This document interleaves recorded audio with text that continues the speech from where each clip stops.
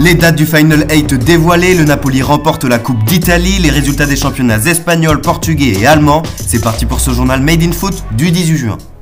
Et on entame ce JT avec la Ligue des Champions, c'est officiel, le dénouement de la compétition sera connu du 7 au 23 août. L'UEFA a tenu hier après-midi une conférence de presse et a livré les dates du tournoi final qui se tiendra à Lisbonne. Ainsi, du 12 au 15 août se joueront les quarts de finale sans formule aller-retour, idem pour les demi qui se tiendront les 18 et 19 juin. Quant à la finale, il faudra attendre le 23 août. Seul point encore flou de ce Final 8, les huitièmes de finale retour restants qui se joueront les 7 et 8 août n'ont pas encore de localisation et donc aucune certitude pour les équipes s'étant déplacées à l'aller de recevoir à domicile leur adversaire pour ce match retour. Un mot sur la Ligue Europa maintenant, dont la formule sera identique mais dont la fin de la compétition se tiendra elle en Allemagne avec une finale le 21 août. En France, l'équipe zoome sur le PSG qui espère pouvoir compter sur tout son effectif afin d'aborder ce Final 8. Ainsi, les Parisiens tiennent à disputer ce tournoi final avec dans leur rang Cavani et Thiago Silva dont les départs ont été confirmés par la direction. De l'autre côté des Alpes, c'est officiel, le Napoli remporte la Coupe nationale face à la Juventus. La joie du Napoli, le malheur de Sarri, titre la Gazzetta dello Sport ce matin. Dans un match où les bianconeri auront tenu le ballon la plupart du temps, les Napolitains, eux, se seront montrés opportunistes en contre-attaque, mais auront buté sur un Buffon qui aura été impérial jusqu'au temps additionnel et la frappe d'Elmas déviée par le portier italien sur le poteau.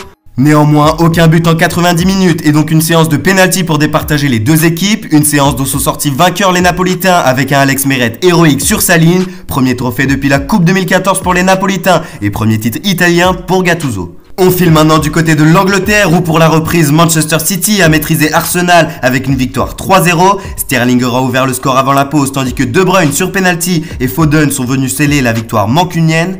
En face, la presse anglaise ne rate pas David Luiz, entré en jeu dès la 24e minute pour remplacer le jeune Mari Villard blessé. En effet, le match d'hier aura été un véritable naufrage pour l'ex-parisien qui aura vu rouge dès la 50e minute avec en prime un penalty offert aux Citizens.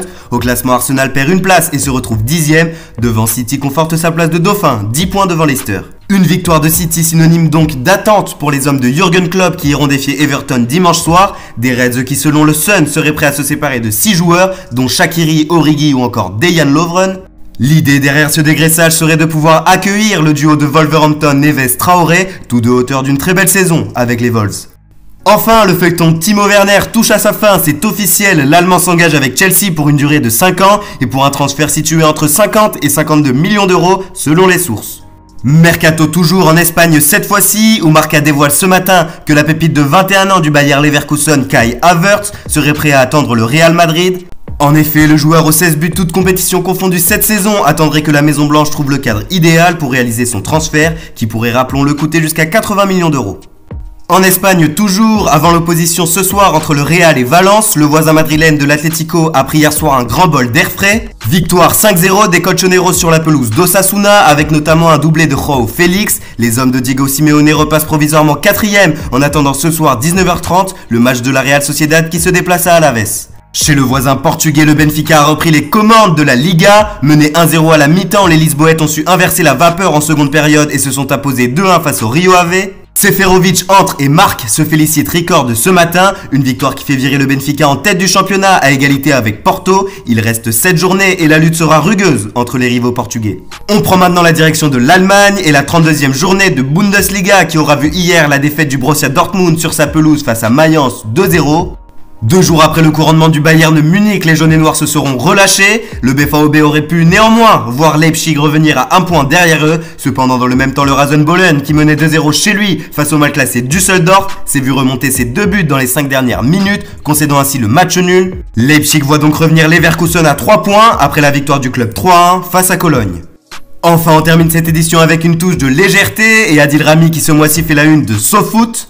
À retrouver dans le mensuel un portrait du champion du monde 2018 qui s'est livré sans filtre sur entre autres ses relations avec Didier Deschamps, Rudy Garcia ou encore Jacques-Henri Hérault que le natif de Bastia n'épargne pas. En tant que supporter de l'OM, j'espère que Jacques-Henri Hérault va quitter le club. Il y a des grands présidents en France, mais à mes yeux, il n'en fait pas partie, s'exprime ainsi Adil Rami. L'interview complète réalisée par nos confrères de SoFoot sera retrouvée dès demain dans les kiosques. Merci à tous de nous avoir suivis, n'hésitez pas à vous abonner, commenter, liker la vidéo et on se retrouve demain pour un nouveau JT Made in Foot.